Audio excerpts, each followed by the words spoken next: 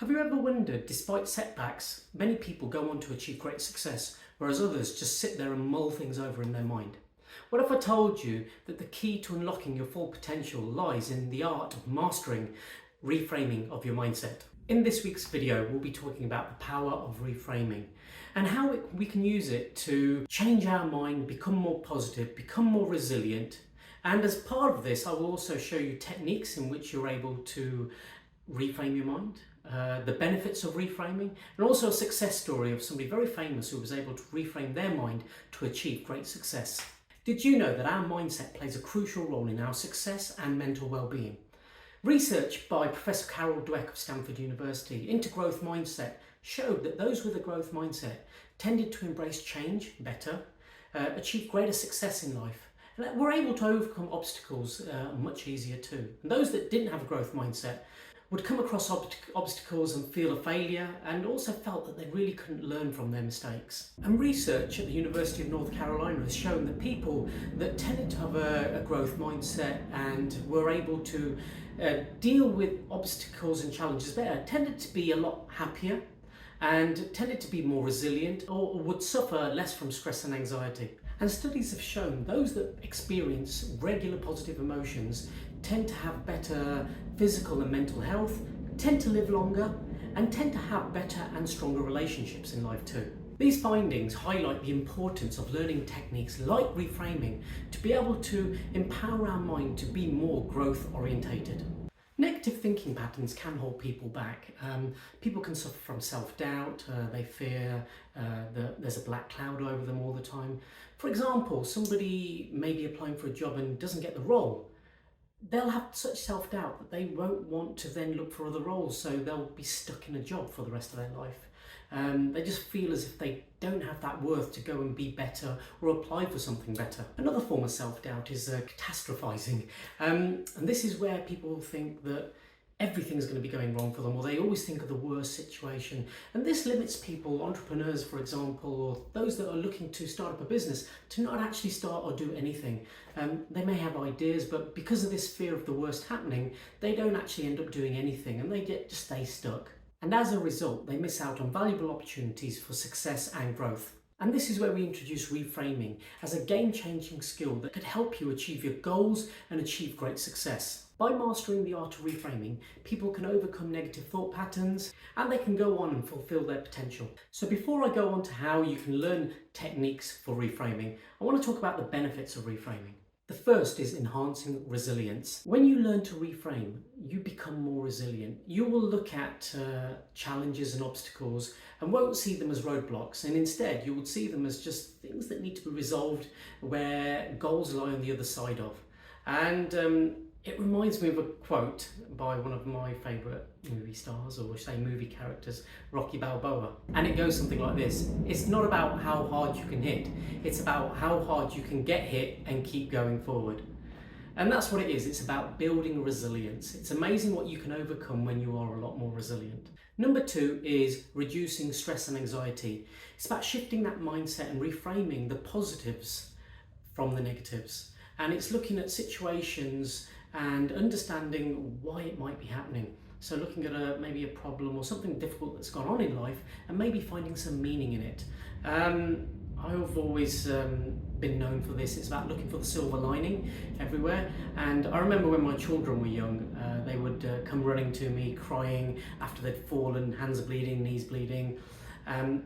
My silver lining there was the fact that they were able to come to me crying and screaming. I knew that they would be okay. Number three is encouraging problem solving. It's about turning these problems into obstacles or challenges that can be overcome.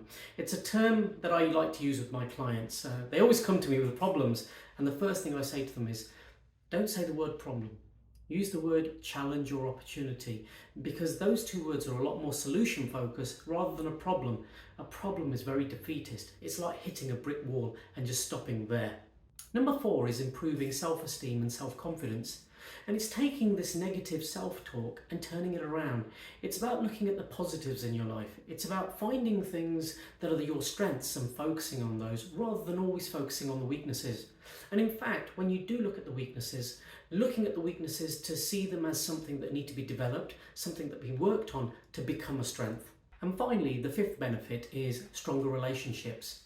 Through reframing, you can look at relationships and understand what might be going on that will allow you to maybe strengthen that relationship through open communication, to be more empathetic, and to be more open-minded when things are going on. By adopting a more compassionate approach towards others, you'll find that relationships strengthen and communication will be more open too. So in summary, reframing plays a crucial role in this mindset.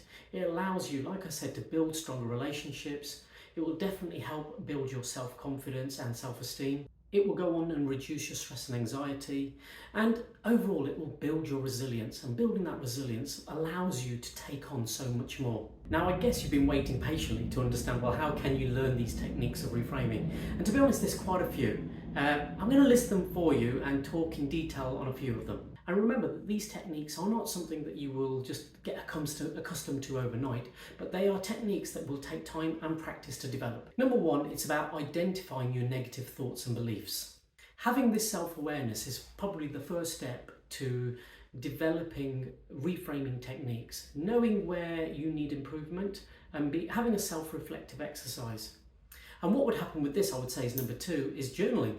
Through journaling and reflective writing, you'll be able to understand what's going on, why things are happening, what is happening, and you'll be able to look at it in a more, let's say, third-person perspective. And then thirdly, it's about challenging these negative thoughts. Once you've understood that you're having these limiting beliefs, these negative thoughts, it's about challenging them to understand what is it that you could actually do to change. And then number four, explore alternate viewpoints. Number five, start practicing empathy. And we can do this by putting ourselves in other people's shoes to understand what they might be feeling. And sometimes this can be very difficult if your mood is heightened, for example, or if you're feeling stressed or anxious. So sometimes it's not always that easy. However, if you're able to slow down, slow your breath, take a step back, and understand what might be going on with somebody, you can learn to be more empathetic. The next one is about developing a growth mindset. Having an understanding that you are capable of learning and capable of doing so much more. Imagine yourself like a tight rubber band. I always say when you're pulling on a rubber band, it's quite tight, but as you start pulling it more and more and more, it becomes quite elastic, it becomes quite loose. Very similar to our brain. When we don't have a growth mindset, you can imagine your brain being quite tight, like a new rubber band. Well, actually, the more you use it, the more you flex it, the more you stretch it, the more malleable your brain will become, and the more you'll develop that growth mindset. Another great one is to use positive affirmations. A lot of people like to do this first thing in the morning, waking up, manifesting something positive, saying something positive about yourself, something like, I'm going to have a great day today. People just have notes posted up against their mirrors or in places where they're going to be looking all the time. And the idea about this is that if you live in a cycle of self-doubt, self-limiting beliefs, or a negative self-talk, what you want to be able to do is put something in front of you that's going to be a lot more positive. If you're saying things about yourself that are a lot more positive, you'll be focusing on those more positive things rather than dwelling on the more negative. So have these positive affirmations. Another great one is seeking feedback. Reach out to friends, relatives that you trust and enjoy spending time with, and ask them, what is it that you can improve about yourself? What is it that they see? What are the strengths that they see in you? What are the weaknesses that you could focus on and develop into strengths? It can be a great way to understand how you can improve yourself, just having these conversations. And remember, when somebody gives you this feedback, don't take it as critique. Take it for what it is. Take it for something that can help you develop. Those that have a growth mindset and develop a growth mindset will always take on feedback. And finally, learn from others. Learn how others have managed to achieve great things. Learn how others have gone through adversity to be able to achieve some of the huge successes that they've achieved in life. Nobody really ever has it easy. Everybody's gone through something to be able to achieve something.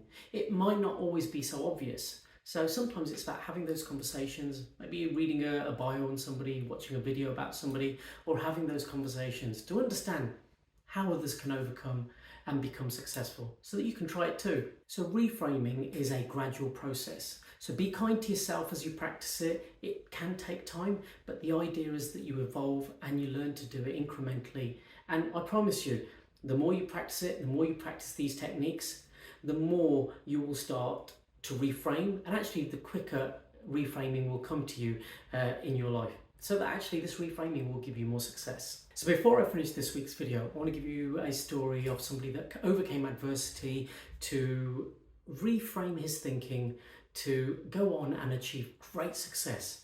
And this person is probably one of the greatest sports people of all time, Michael Jordan. Definitely one of my favourite sports people. Huge success in the NBA in basketball, probably known as one of the greatest basketball players of all time. In his sophomore year, he was dropped from his high school varsity basketball team. Now, he didn't let this stop him. He could have gone down the route of not good enough. In fact, what he did, he challenged himself to improve. He got better. He had people around him that were able to assist him, and he reframed it to, rather than seeing it as a defeat, he reframed it to see it as a learning opportunity. And he dedicated his time to training and upping his skills, and he eventually got back on the varsity basketball team. He was so good, in fact, that we all know that he went on and got a scholarship at North Carolina University, where he went on to be very successful in basketball. Another example is early in his career in 1993, when he retired from basketball and he went to play baseball. Now, this was due to the death of his father. His father always wanted to see Michael as a baseball player, so he used his father's death to try something different. His baseball career was never as good as his basketball career, but that didn't stop him. It was something that he wanted to do, that he still had that drive, that motivation to be good, to do something different. He eventually returned to basketball and he ended up winning 3 more titles with the Chicago Bulls. Michael Jordan is a great example of somebody that reframed his setbacks into learning opportunities, opportunities to improve himself, to upskill himself, to be a huge success. His resilience and determination to overcome adversity has made him the pinnacle of perseverance and people aspire to be. And I've got to leave you with this quote from him that totally epitomizes what he's all about. "I've missed more than 9,000 shots in my career. I've lost almost 300 games. 26 times I've been trusted to take the game-winning shot and missed. I've failed over and over and over again in my life, and that is why I succeed." Thank you for watching this week's video. Do subscribe to the channel and hit notifications so that you don't miss the weekly content. And also, please do share it and leave a comment below if you've enjoyed it, if you haven't enjoyed it. If you have overcome adversity yourself, I'd love to know about it. And also, what are the techniques that you want to try? Where do you think that you could use this in your life? I would love to know. I'm Dr. Rakish, Rana, the Clear Coach. See you next week.